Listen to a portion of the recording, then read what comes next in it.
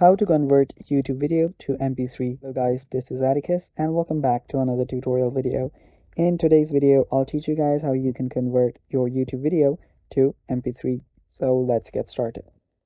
First thing you'll need is YouTube Studio. Make sure that you install YouTube Studio. You can get it from the App Store and Google Play Store.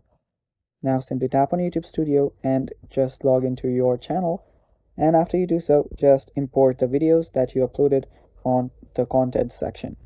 After you install it, tap on the three dots on the top right, and after you do so, tap on Save to Device. Now it will start downloading.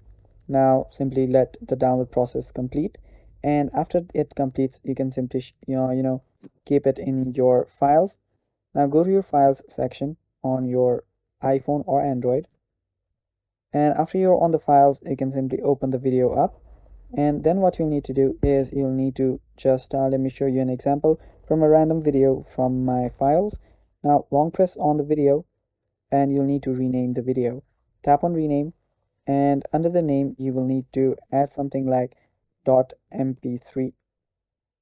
After you change the name and the extension to .mp3, it will automatically convert your video to mp3.